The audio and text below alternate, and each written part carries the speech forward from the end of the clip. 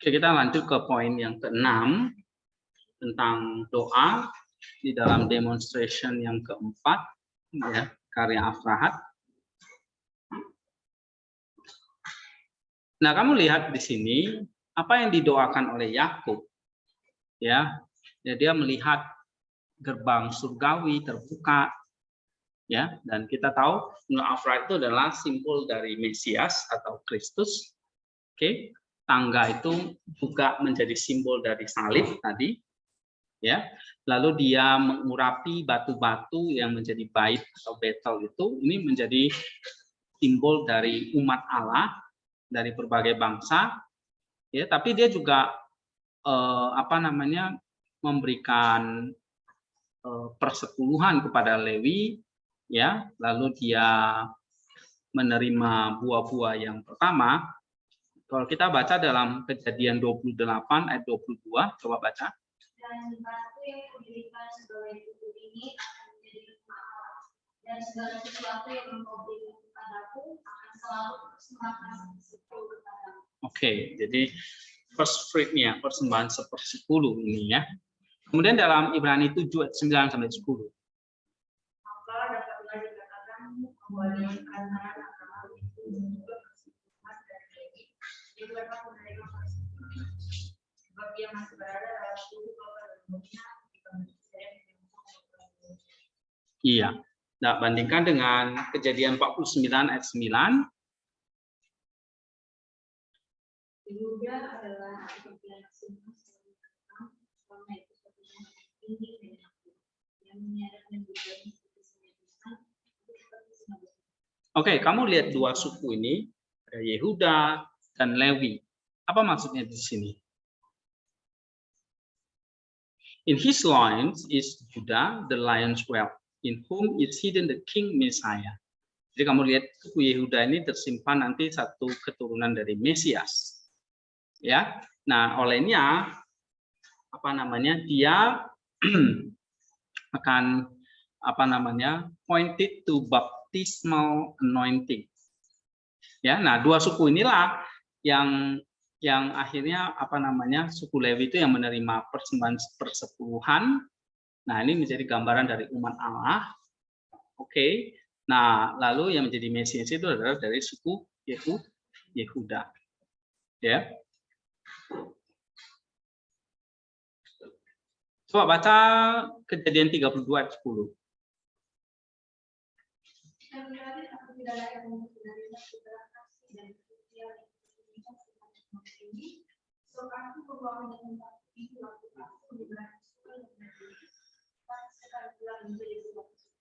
Oke, jadi kamu lihat di sini dengan tongkat ini dia apa? Yosua menyeberang sungai Yordan. Jadi tongkat ini menjadi satu simbol di mana satu antisipasi atau simbol tentang salib. Ya, tentang salib. Coba Kejadian 29 ayat 1.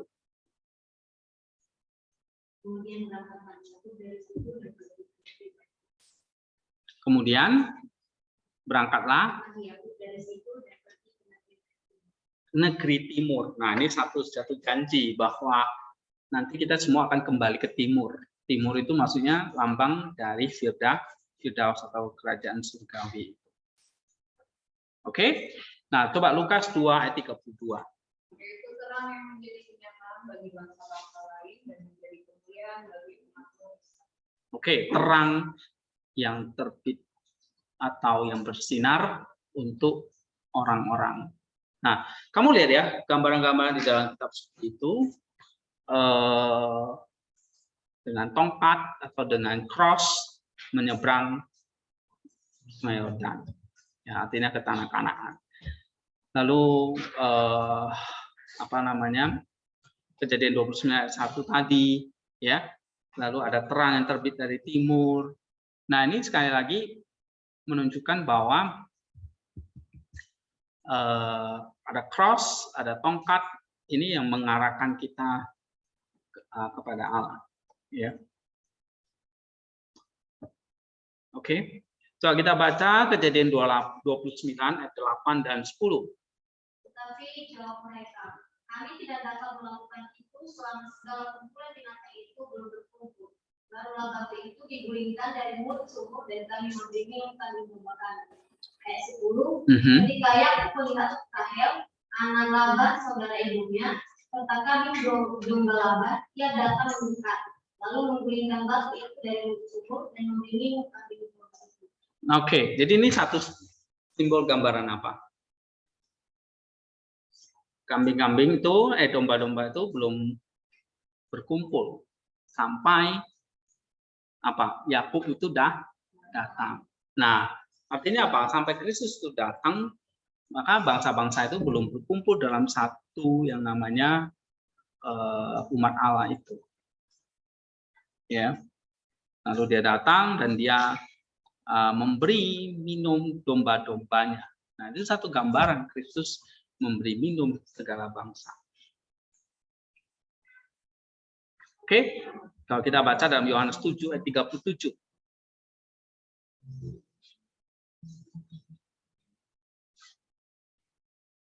Coba baca. Dan pada hari terakhir, yaitu pada puncak perayaan itu, Yesus berdiri dan berseru, siapa mau sebaiknya dia datang kepadaku yang ikut. Nah, sama seperti Yakub ya, memberi minum domba-domba, seperti Kristus memberi minum kepada segala bangsa. Oke. Kemudian kita lihat juga Yakub juga berdoa ketika dia kembali ya dia kembali kepada atau dia pergi dari Laban ya, dia kembali kepada Esau. Nah, di situ dia Abraham mengatakan gini, Kejadian 32 ayat 10. Coba baca. Sekali-kali aku tidak layak untuk menerima segala kasih dan kesetiaan yang kau tunjukkan kepada hamba-Mu ini, sebab aku membawa hanya tongkatku ini waktu aku menyeberangi sungai Yordan ini.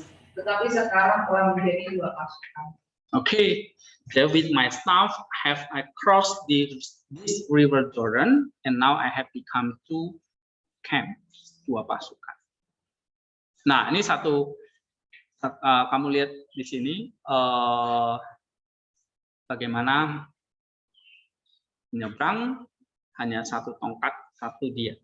Setelah itu dia memiliki banyak sekali, ya, domba-domba. Nah, ini menunjukkan apa? Satu gambaran bahwa 1 salib itu akan membawa semua bangsa berkumpul. Ya, ini satu simbol tentang keselamatan apa? Juru selamat kita. Ya, ketika dia datang, ya itu hanya 1 tunas Daud gitu. Ya, coba kita baca Yesaya 11 ayat 1. 2 tunas akan keluar dari tubuh Isai, dan sarung yang akan tumbuh dari pakalnya akan berbuah. 1 tunas, ya kan? Gitu. Nanti pohon itu yang akan berbuah, menghasilkan banyak buah. Seperti tongkat Yakub itu 1. Tapi dia kembali kepada rumah orang tuanya dengan banyak domba-domba. Ketika dia menyeberang sungai Yordan itu hanya membawa 1 tongkat. Ketika dia kembali dengan banyak pasukan atau maksudnya itu domba-dombanya. Ya. Nah, when he returned from his father's house at his second coming, ketika Kristus nanti akan kembali lagi, maka dia akan membawa kita, bangsa-bangsanya ini. Ya, jadi ini satu gambaran bagaimana apa yang diceritakan di dalam Perjanjian Lama dalam kitab suci ini sebetulnya gambaran akan datang. Ya. Nah, Yakub kembali dengan waktu dia pergi, dia kembali membawa 11 anak, 11 sons. Ya kan? Lalu di sini dikatakan apa? Juru selamat kita akan datang dengan 11 disciple-nya. 11 muridnya. Kecuali Yudas yang sudah berkhianat. Oke. Nah, kita lihat di sini Benjamin dilahirkan ya. Anak terakhir dari Yakub kan, Benyamin itu. Nah, sehingga Yakub itu punya berapa? 12 anak. Nah, kita juga bisa lihat di sini bagaimana Ya, Rasul Paulus itu dipilih ya melengkapi 12 itu. Di sini pakai Tolmai. Tolmai itu maksudnya bukan Paulus ya. Siapa tuh? Matias ya. Melengkapi 12 rasul itu. Oke, ada pertanyaan di sini untuk nomor 6. Enggak, kita lanjut nomor 7 ya. Poin 7. Nah, apa yang bisa kita katakan tentang tadi? Tentang doa tadi. Nah, kita lihat di sini belajar doa dari Musa. Ya, tentang Musa tadi, tentang Yakub. Nah, tentang Musa, doanya itu menyelamatkan dia dari tangan Firaun, ya, ketika dia membunuh salah satu orang Mesir. Oke, coba kita baca Keluaran 3. Kita juga baca Keluaran 3 ayat 2 lah ya. Keluaran 3 ayat 2. Keluaran 3 ayat 2, lalu malaikat Tuhan menampakkan diri kepadanya di dalam nyala api yang keluar dari semut duri. Lalu ia melihat dan tangkaplah semut duri itu menyala, tetapi tidak dimakan. Nah, itu jelas bagaimana dia doanya itu ya mendatangkan 10 tulah bagi bangsa Mesir. Ya. Nah, kalau kita baca dalam Keluaran 7, Keluaran pasal 7 ya, sampai pasal 11 itu melalui doanya juga bagaimana dia membelah laut itu ya, laut mati itu. Dan mengubah air yang pahit menjadi manis. Ya, lalu apa lagi? It caused manna to descend. Menurunkan mana.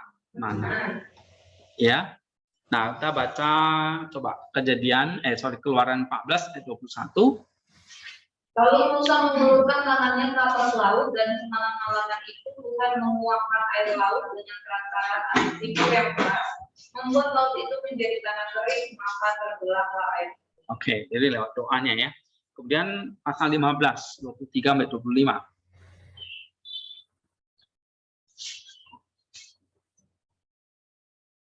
Sampailah mereka ke Mara, tetapi mereka tidak dapat meminum air yang di Mara itu karena pahit rasanya. Itulah sebabnya dinamai orang tempat itu Mara.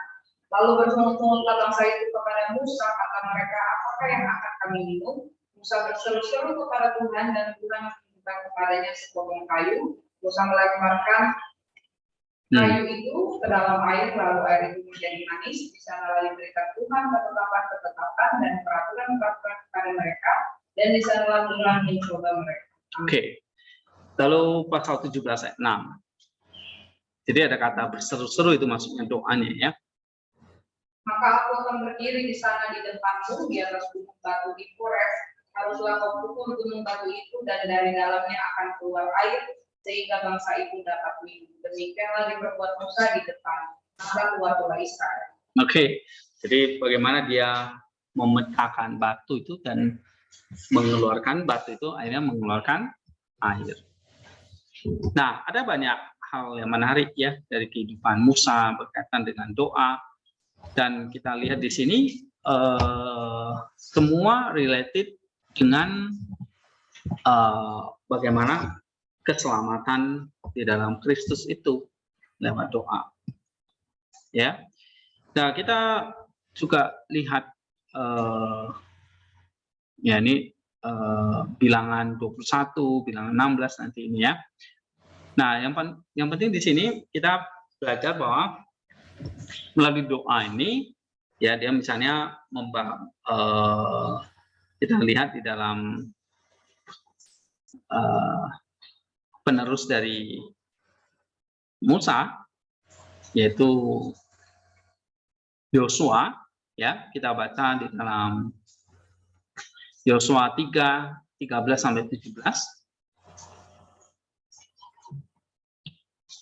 Yosua 3 ayat 13 sampai 17. Sudah sesudah kita ini kata Tuhan semesta bumi berhenti di dalam kemudian, maka air sungai Yordan itu akan terputus. Air yang turun dari dulu akan berhenti mengalir menjadi sungai. Ketika bangsa itu berangkat dari perkemahan mereka untuk menyeberangi sungai Yordan, para imam mengetahui perjanjian itu berjalan di depan bangsa itu. Segera sesudah para pengantar tabut itu sampai ke sungai Yordan dan para pengantar tabut itu mencelupkan kakinya ke dalam air di tepi sungai itu. Sungai Yordan itu sebab sampai meluap sepanjang tepinya selama musim hujan. Maka berhentilah air itu mengalir. Air yang turun dari gunung menanjak menjadi bendungan jauh sekali di dekat Padang, kota yang terletak di sebelah selatan. Sedang air yang turun ke laut Araba itu, yakni laut asin, tertutup sama sekali. Nah, kamu lihat miracle-nya, ya, bagaimana doanya itu divided the Jordan, jadi membelah sungai Yordan itu. Oke, nah sekarang kita lihat doa dari Samuel, ya, ibunya Samuel, Hana. Kita bisa baca dalam 1 Samuel 1, ya. Doa Hana di dalam silence, di mana Allah itu mendengar doanya, dan yang awalnya ibunya Samuel bernama Hana itu mandul, lalu dia bisa melahirkan Samuel, dan Samuel itu dipersembahkan kepada Allah menjadi seorang imam, ya. Nah, itu doa yang juga menjadi miracle. Lalu Samuel sendiri juga berdoa, ya, di hadapan Allah. Oke. Nah, misalnya kalau kita baca dalam 1 Samuel 12 ayat 17 sampai 18. 1 Samuel 12 ayat 17 sampai 18. Bukankah sekarang masih menuai gandum? Aku akan berseru kepada Tuhan supaya Ia memberikan burung dan hujan. Ingatlah dan sadarlah bahwa besar kejahatan yang telah kau lakukan itu di mata Tuhan dan kita aja begitu. Lalu berserulah Samuel kepada Tuhan, dan Tuhan memberikan pada hari itu burung dan hujan, sehingga sangat takut seluruh bangsa itu kepada Tuhan dan kepada sembahan. Oke, jadi Samuel mempersembahkan, ya, satu korban di atas altar, dan lalu turunlah hujan pada saat panen gandum. Nah, jadi bagaimana kita bisa lihat di sini Samuel berdoa kepada Allahnya. Kemudian Daud juga di sini dikatakan berdoa di hadapan Allah. Ya, dalam 1 Samuel 19 ayat 20 ini. Ya, dan dengan doanya di situ dikatakan apa? Dia diselamatkan dari kejaran Saul, ya, atau upaya-upaya dari Saul yang hendak membunuhnya. Oke, ceritanya di dalam ini 1 Samuel 19 sampai 20. Ya. Dia juga berdoa setelah dia menghitung orang Israelnya, dan di situ Allah murka. Ya, coba kita baca dalam 2 Samuel 24 ayat 25. Lalu Daud mendirikan membesarkan Mezbah bagi Tuhan dan mempersembahkan berkata-kata dan dalam keselamatan, maka Tuhan mengabulkan doa untuk itu dan Tuhan itu berfungsi menjadi Allah. Oke. Nah, di sini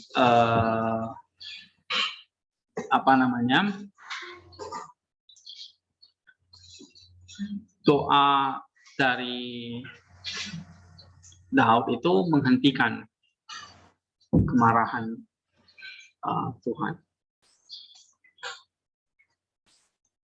Nah, di sini juga katakan 2 Tawarik, ya, kita baca 2 Tawarik 14 ayat 10 sampai 15.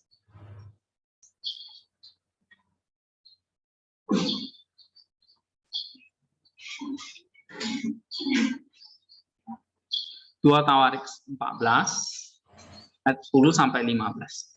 Lalu Asa maju menghadapinya. Mereka mengatur barisan perangnya di tempat di pantai dekat desa. Kemudian Asa berseru pada Tuhan, ya Tuhan, selain daripada Engkau, tidak ada yang dapat menolong yang lemah kepada yang kuat. Tolonglah kami ya Tuhan, Allah kami, karena kepadamu lah kami bersandar, dan dengan namamu kami maju melawan pasukan yang bisa menghadapi. Ya Tuhan, Engkaulah Allah kami. Jangan biarkan seorang manusia mempunyai kekuatan untuk melawan Engkau. Oke. Nah, di sini Allah mendengarkan doanya. Ya. God heard his prayer and sent his angel to rout them. Nah, maka pasukan itu pun dikalahkan ya oleh doa dari Raja Asa. Nah, ini contoh-contoh yang dikasih oleh Afrahat bagaimana doa itu yang didengar oleh Allah. Dan Allah mengerjakan menggenapi janjinya atau mukjizatnya. Coba 2 Tawarik 20 ayat ini mungkin nggak semua ya. Baca ayat 28 sampai 30 aja. Tentang Yosafat ini. Mereka masuk ke Yerusalem dengan mengganggu saksi-saksi dan nabi dan memuji Tuhan. Ketakutan yang dari Allah menghadapi sebuah kerajaan lain, sehingga mereka mendengar bahwa Tuhan berperang melawan suku Israel. Dan kerajaan Yosafat adalah Allahnya punya keamanan kepadanya di segala penjuru. Oke, jadi raja-raja atau bahkan seperti kayak Asa, ya ini mereka mengandalkan kekuatan doa untuk mengalahkan musuh-musuhnya.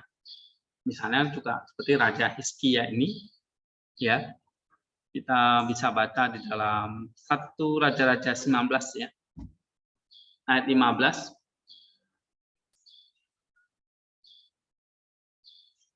Firman Tuhan kepadanya, pergilah kembalilah ke jalanmu melalui pada gunung David, dan setelah engkau sampai, engkau harus mengurapi saya menjadi raja atas tanah.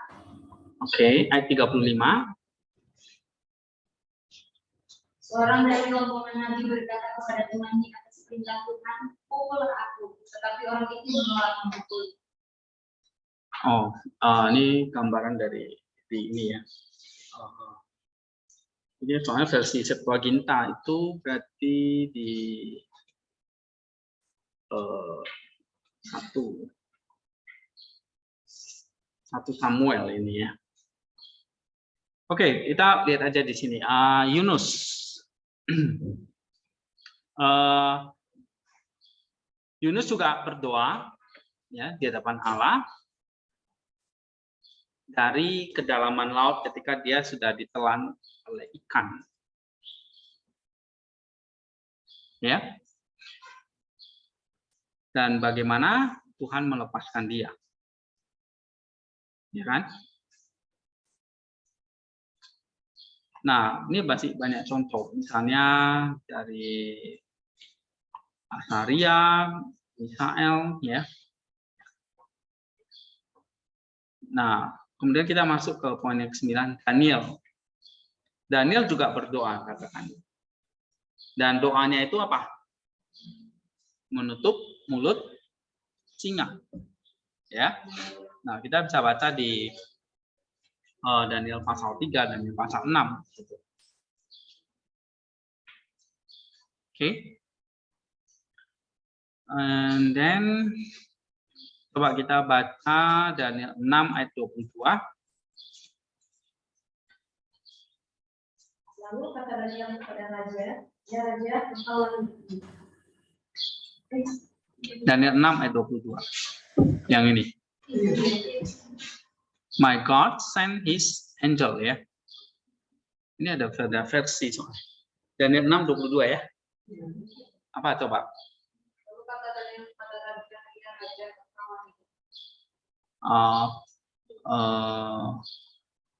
Ya ini Septuagintanya mungkin pasal yang ke ayat 23 mungkin. 23 ya. Allah telah mengutus malaikatnya untuk menakutkan mulut-mulut singa itu, sehingga mereka tidak mengapa-apakan aku, karena mereka tahu aku tidak bersalah di hadapannya, tapi Tuanku, ya Raja, aku tidak melakukan kejahatan. Oke, jadi kamu lihat di sini doanya didengar, lalu Allah itu mengutus malaikatnya untuk menutup mulut dari singa, sehingga singa yang harusnya kelaparan mau makan di Daniel itu tidak jadi oleh kuasa malaikat. Dan ya kita tahu cerita Daniel itu gimana ya, pada akhirnya dia mencapai kemenangan. Nah, di sini juga Abraham mengatakan doanya juga menyebabkan the captive to return from Babylon, ya. 170 years had been completed. Oke, sekarang yang ke-10. Nah, ini kita masuk ke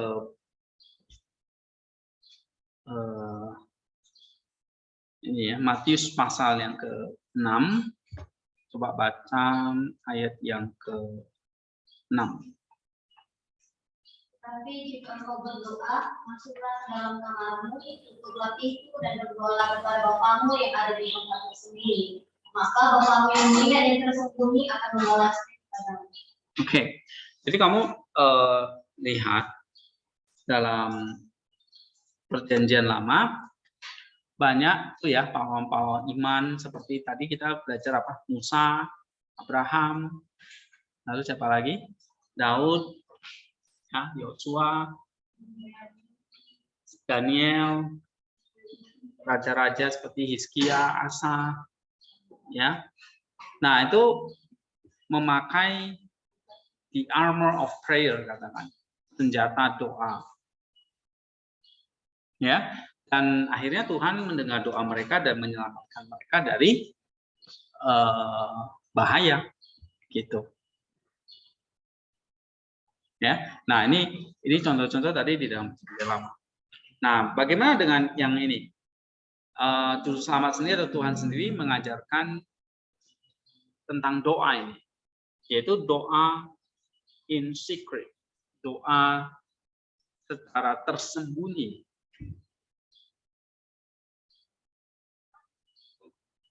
Ya, Matius 6 ayat 6. Nah, kenapa pertanyaannya? Tuhan itu mengajarkan pray to your Father in secret, with the door shut. Berdoalah kepada Bapamu secara rahasia dengan pintu yang tertutup. Nah, dia katakan berdoalah kepada Bapamu dengan pintu yang tertutup. Jadi Tuhan kita itu maksudnya mengatakan berdoa in secret, di dalam hatimu dan menutup pintu. Ya, jadi secret itu maksudnya berdoa di dalam hatimu dan menutup pintu. Oke, nah di sini kenapa yang dikatakan berdoa di dalam hati, tapi pintu yang ditutup, bukan mulut yang ditutup dikatakan. Nah, kata Abraham, what is the door he say we must shut, if not your mouth?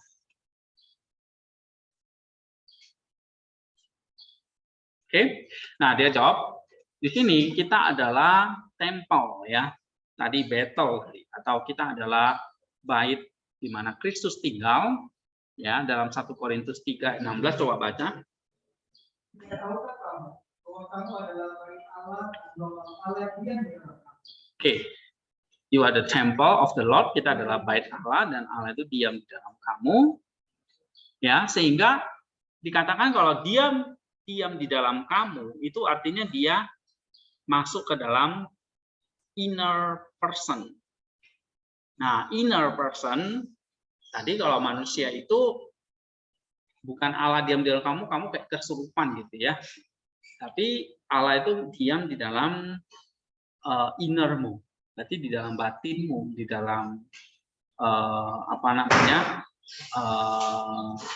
house dikatakan, rumah, ya. Nah, intinya Allah itu diam di dalam hatimu. Gitu. Ya. Nah, untuk apa? Dia katakan to cleanse it from everything that is unclean.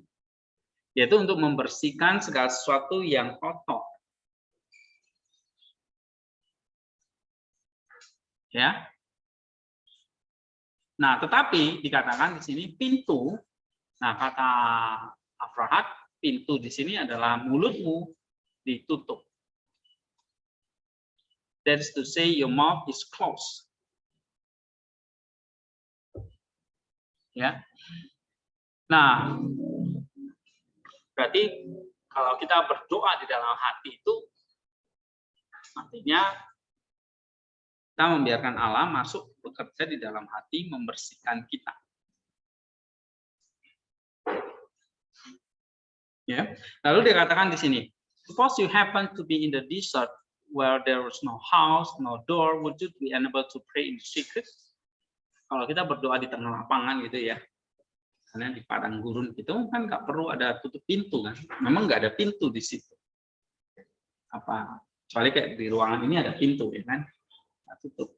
Tapi kalau di tengah lapangan, kata Afrahat, nggak ada pintu yang mesti ditutup. Ya, atau kita ada di puncak gunung misalnya, kan nggak ada perlu pintu yang ditutup. Oke? Nah, our Savior also indicate how God knows the will of heart and the thought doesn't our Lord. Your Father knows what you require before you ask Him. It is also written in the prophet Isaiah, I will hear those whom I have chosen before they call, and I will answer them before they make appeal. Nah, ini artinya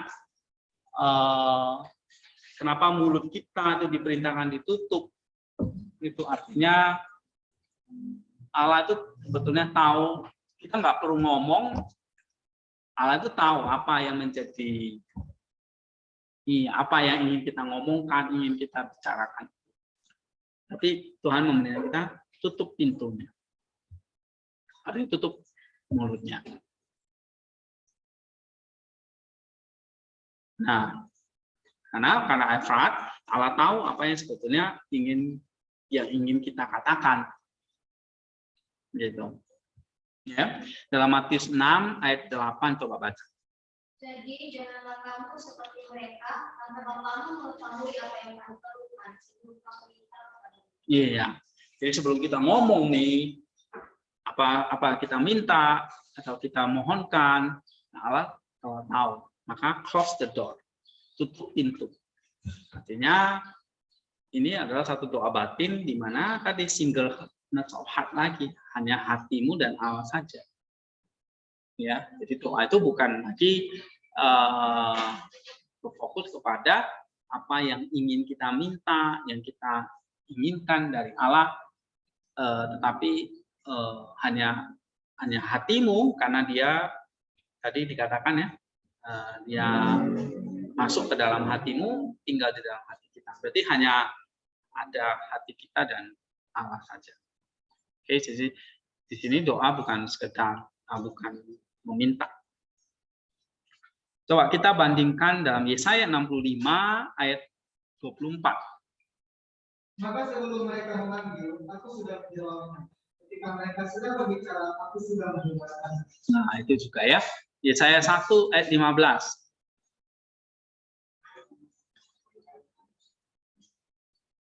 Yesaya 1 ayat 15. Apabila kamu menadahkan tanganmu untuk berdoa, aku akan mengalihkan kamu. Nah, Kan sekalipun kamu berkali-kali berdoa, aku tidak akan mendengarkannya. Sebab tanganmu boleh bicara. oke, jadi ini ada doa yang memang seperti tadi Kain ya, yang deceitful prayer yang tidak diterima. Oke? Nah, doa yang diterima itu adalah listen to every word with listening and catch hold of its meaning.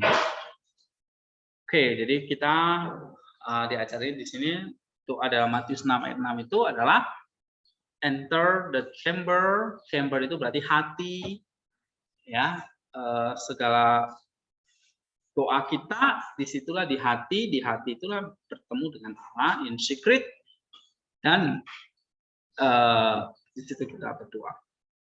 So memang kalau dalam tradisi gereja kita nggak diajarin doa yang aneh-aneh gitu, yang bertele-tele, yang kayak orang maksa-maksa Tuhan untuk ngabulkan keinginan kita gitu. Ya, tetapi doa di dalam hati. Nanti kalau kita belajar Saint Isaac, ya kita akan belajar di sini ya, the school of prayer di sini. Oke, nah ini akan diajarin lebih lengkap tentang Matius 6 ayat 6 dari Saint Isaac. Ya.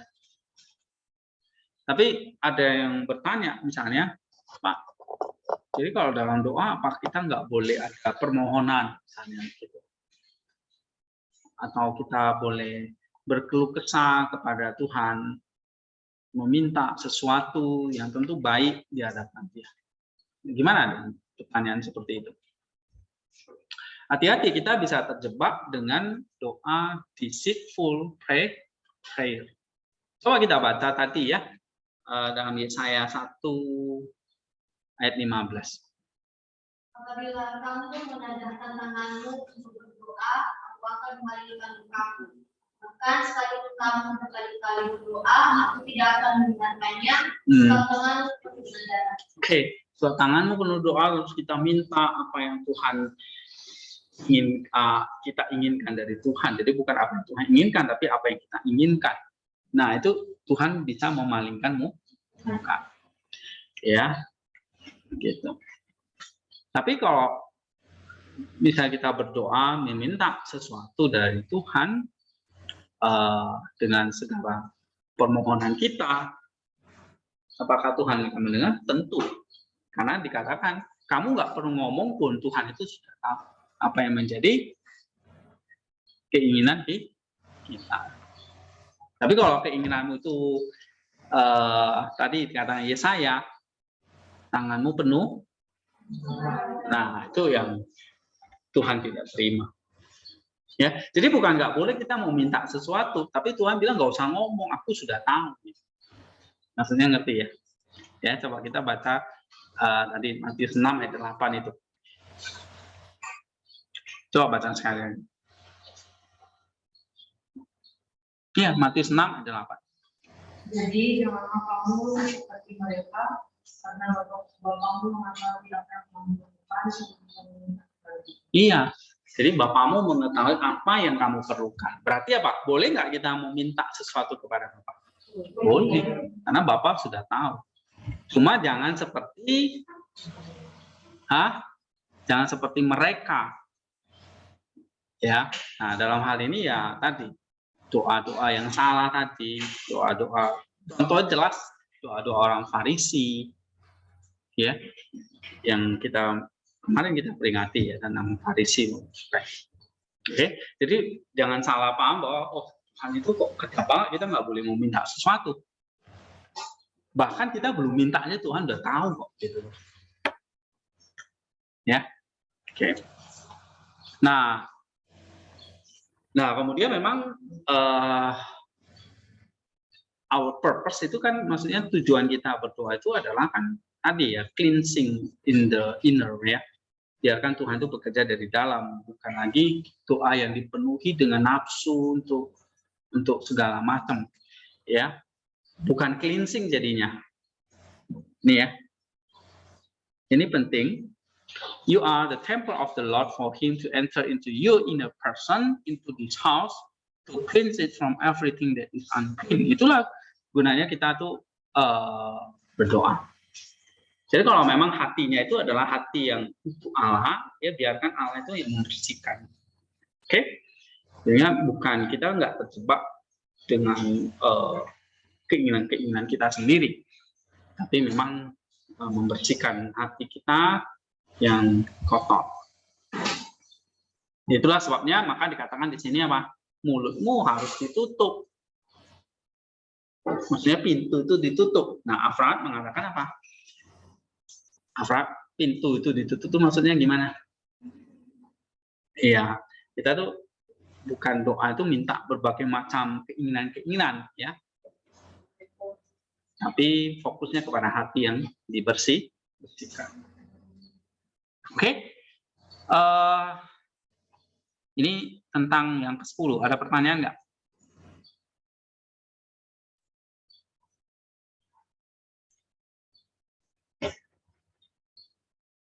Nggak ada ya? Pertanyaannya adalah jam berapa Pak selesai?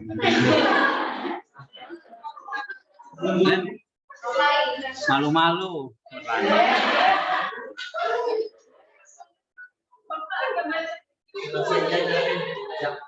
Ini sampai nomor 19 ya. Ini baru 11. Oke. Satu lagi deh ya. Coba kita baca Matius 18 ayat 20. Sebab di mana 2 atau 3 orang berkumpul dalam namaku, di situ aku ada di tengah-tengah mereka. Oke, di mana 2 atau 3 orang berkumpul di dalam namaku, aku ada di antara mereka. Nah, gimana kita mengerti ayat ini? Ayo, ada pendapat nggak dari kamu? Ini ada Afrad jelasin sih. Cuma selama ini kita ngertinya gimana? Halaman berapa ini ya? Kalian bisa buka ya, halaman 15 nih.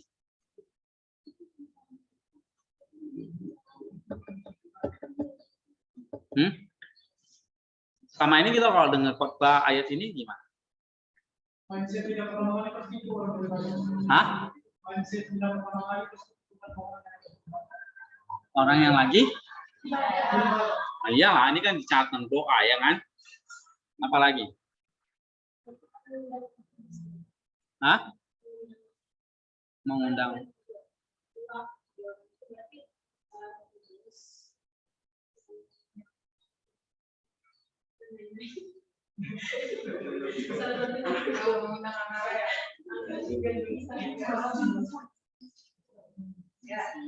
Ini bisa ada yang ngajarkan, oh kalau doa sendiri itu berarti doa nggak didengar karena Tuhan nggak ada di antara kita kan. Harus ada persekutuan doa ya kan, doanya syaratnya harus di atas 2 orang. Ya, jadi kalau doa pribadi itu nggak sah.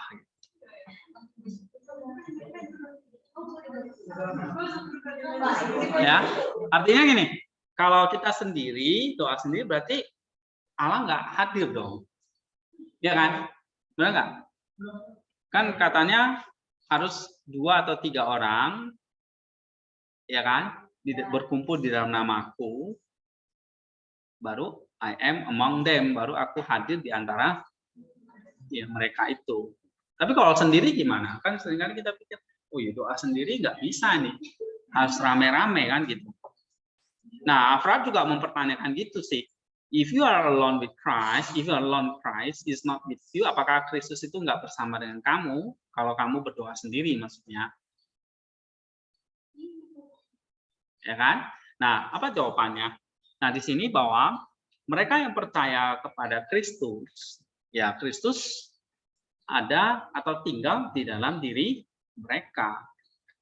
Ya, jadi kalau mereka misalnya berkumpul 2 atau 3 orang di dalam nama Kristus, ya Kristus ada di antara mereka. Ya kan?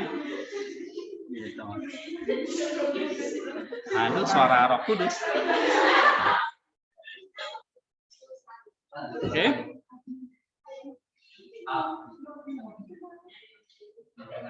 Nah, lalu dikatakan bahwa kalau ada satu tempat di mana bukan hanya 2 atau 3 orang, tapi ribuan orang berkumpul di dalam nama Kristus. Apakah Kristus itu nggak ada di situ? Kan lebih dari 3. Nah, jadi di sini bukan soal jumlah dikatakan oleh Afrahat, tapi soal bagaimana in the name, in my name itu ya, in my name. Nah, kamu berdoa di dalam nama Kristus. That's the main idea. That's the point, ya. Oke.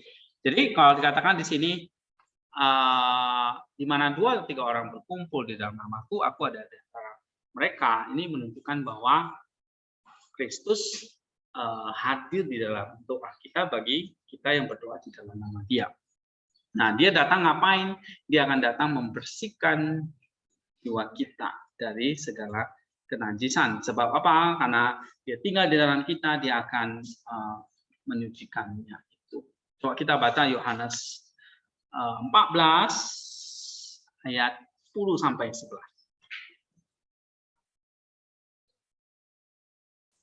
Yohanes 14 ayat 10 sampai 11. Jadi kalau in my name, berdoa di dalam namaku, di dalam Kristus, itu artinya apa?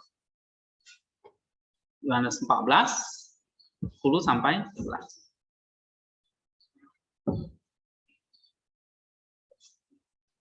Tidak percayakah engkau bahwa aku di dalam Bapa dan Bapa di dalam aku? Apa yang aku katakan kepadamu tidak aku katakan dari diriku sendiri, tetapi Bapa yang diam di dalam aku, dialah yang melakukan pekerjaannya. Ayat 11, percayalah kepadaku bahwa aku di dalam Bapa dan Bapa di dalam aku. Atau setidak-tidaknya percayalah karena pekerjaan-pekerjaan itu sendiri. Oke, jadi kalau kamu lihat Allah tinggal di dalam Kristus, Kristus tinggal di dalam Allah, ya. I am in my Father and my Father is in me. Nah, sama seperti kita dengan Kristus.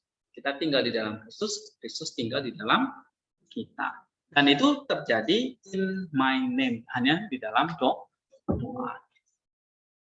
Nah, jadi kamu lihat kalau kita berdoa di dalam nama Kristus, maka Dia akan tinggal atau hadir di antara kita. Jadi kapan Kristus itu tinggal di dalam diri kita? Kita tidak berdoa di dalam namanya, ya. Dan kita ada di dalam Kristus, Kristus di dalam diri kita. Coba baca Yohanes 10 ayat 30.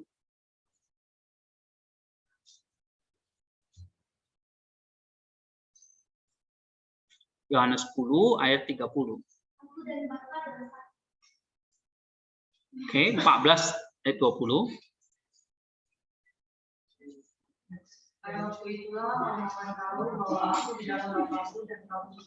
Oke. Nah, you see, I and my Father are one. Satu. Aku dan Bapakku adalah satu. Tapi Kristus dan kita, you are in me and I am in you. Nah, jadi tidak dikatakan are one karena memang kita bukan Kristus, itu kita bukan Allah. Tapi in me. You are in me, I am in you, di dalam. Nah, makanya kita disuruh berdoa, enter, masuk dalam.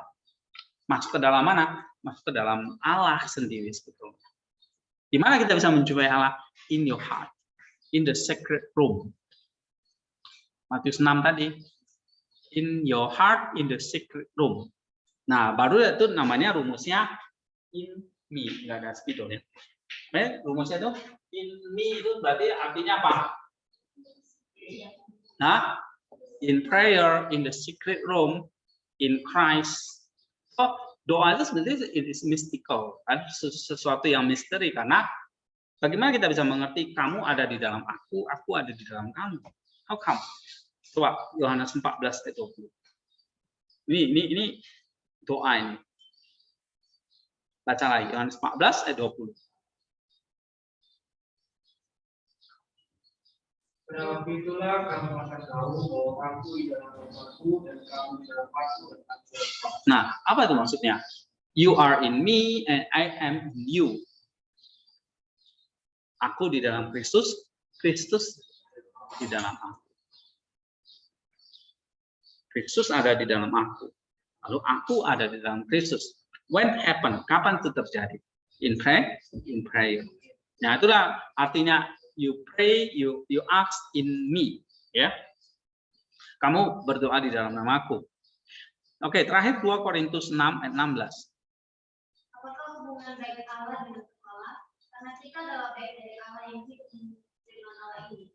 Aku akan diam bersama-sama dengan mereka dan hidup di tengah-tengah mereka. Dan aku akan menjadi Allah mereka dan mereka akan menjadi Allah. Oke, jadi ini kayak Tuhan berbicara kepada Nabi ya. I shall dwell in them and walk in them. Nah sekarang you are in me and I am in you. Oke, this is the prayer. Inilah yang disebut dengan doa. Oke, sampai di sini ada pertanyaan. Ada, kita sambung ya. Sambung lagi minggu depan.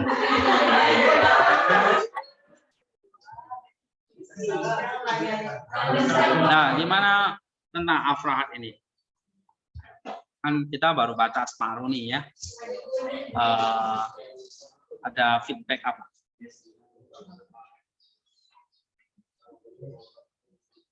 Hah?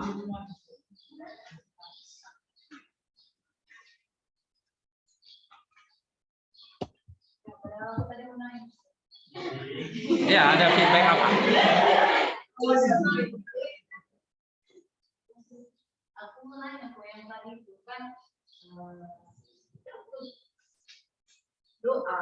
Kalau Tuhan tahu apa yang menjadi isi doa kita, terus mengapa kita? Oke, ya tadi ya dikatakan di sini ya hanya dengan doa itu kan maksudnya we open ya, kita enter into the secret room ya, and then Tuhan itu akan masuk ya, your inner person, enter into your inner person to cleanse the unclean, untuk membersihkan yang tidak bersih. So the purpose ya, the point of the prayer is to cleanse, to purification, bukan untuk yang lain sebetulnya. Jadi ini yang disebut dengan yang tadi disebut dengan itidaya tadi, single heart itu yang memang caranya doa, gitu. Kalau kita nggak pernah doa, ya nggak pernah ada kekudusan, nggak pernah ada namanya purification, gitu. Ya. Nah lalu kan dijelaskan tentang in me ya, in Christ, gitu. Jadi doa itu kayak ada penyatuan mistik antara kita itu dengan Kristus. In your sanctuary of heart, di dalam hati atau batin kita, you enter and then you meet the Christ, kamu bertemu dengan Kristus. Dialog gitu.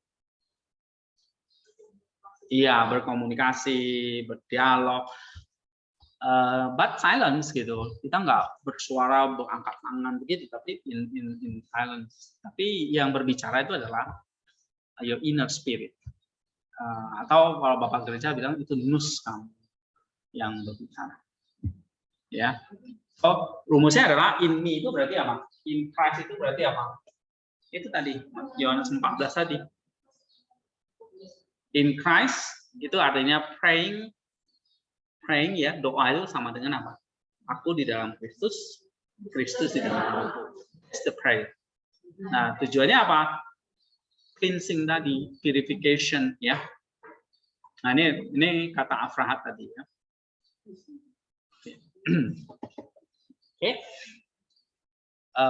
Nah, our job is not only in the knowledge ya. Kalau kita lihat di sini, salah satu ciri spiritual itu adalah knowledge, tapi love, gitu. Knowledge sudah dapat nih, udah belajar nih.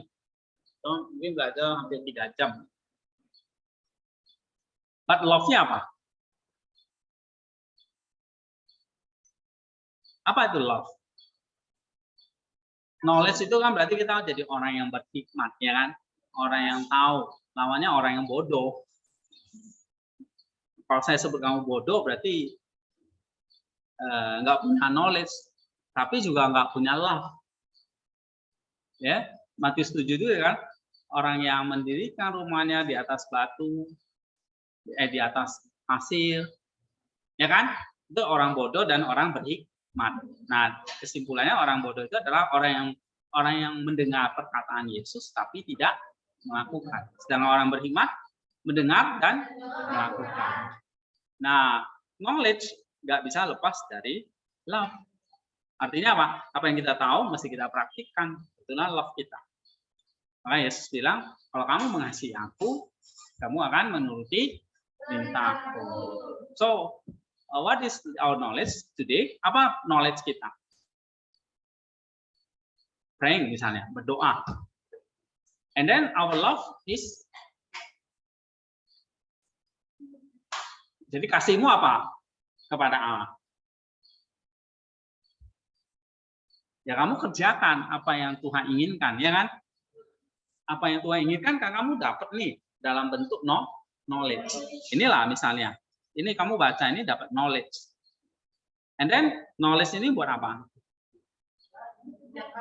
Buat love, buat jadikan love. Kan hari ini Valentine ya, kalian love.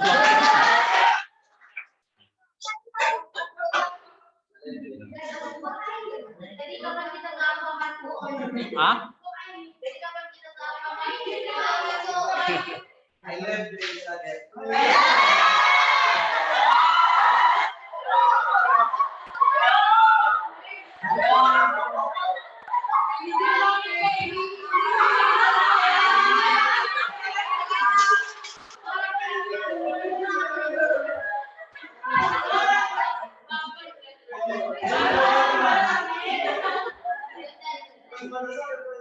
Ya.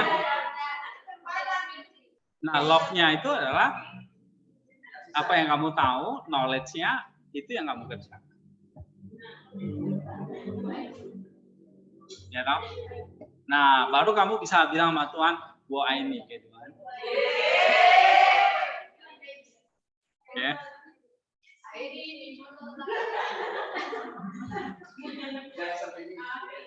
Oke deh.